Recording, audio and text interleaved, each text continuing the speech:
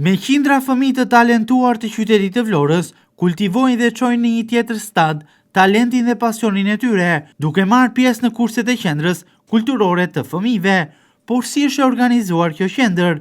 Albana Tushe Çuro, drejtuese e qendrës kulturore të fëmijëve, tregon se ajo është ndarë në 3 sektor, atë të artit, sportiv dhe shkencor. Në të 3 sektorët, sipas drejtueses Çuro, përfshihen disa kurse të ndryshme, ku ajo sqaron se këto kurse ofrohen krejtësisht falas, ndaj sipas saj çdo fëmijë nxënës në shkolle është i lirë të vijë të marrë pjesë në to dhe të kultivojë pasionin e tij.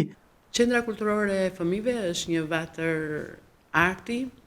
Këtu fëmijët janë të lirë të marrin pjesë në të gjitha kurset, të cilat ofrohen falas.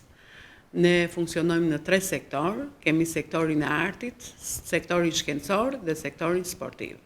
Në sektorin e artit janë disa kurse që zhvillohen.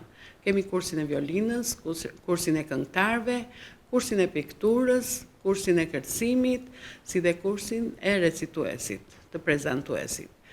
Dhe vazhdojmë me sektorin shkencor, ku kemi kursin e anglishtes, kursin e matematikës dhe kursin e informatikës. Te sektori artistik kemi dhe kursin e filharmonikës. Siç e thash dhe pak më parë, gjitha këto kurse ofrojnë falas. Kemi dhe sektorin sportiv, e cila funksionon në 3 kurse, në kursin e basketbollit, volejbollit dhe të futbollit, për të cilin po presim një miratim nga bashkia në bashkëpunim me shkollën 24 Maj për të na siguruar ambientet për të organizuar këto kurse. Interesi fëmijëve, nxënësve të shkollave që të marrin pjesë në këto kurse është i lartë.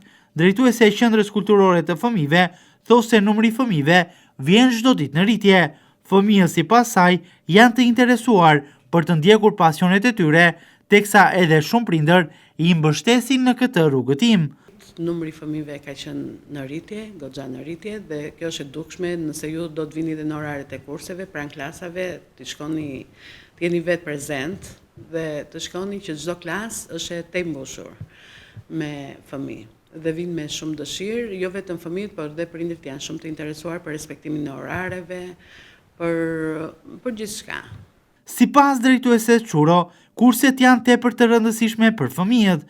Ajo thosë se nëpërmjet tyre, fëmijët jetojnë pasionin, duke u rritur me artin, duke u larguar nga veset dhe përqendruar në rrugën e kulturës, sportit apo atë shkencore.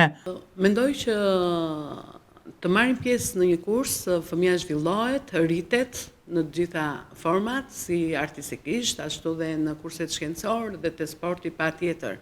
Aq më tepër që të ofrohen dhe falas është një gjë shumë e mirë, jo vetëm për prindrit, por edhe për fëmijët. Në fund, drejtuesja e qendrës kulturore të fëmijëve, Albana Tushe Çuro, e mbyll me një mesazh drejtuar atyre fëmijëve të cilët kanë një ëndër, një pasion, por edhe prindërve të tyre, të cilët janë ende skeptik përse duhet të bëhen pjesë fëmijët e tyre të kësaj qendre dhe të ndjekin aty kurse të ndryshme.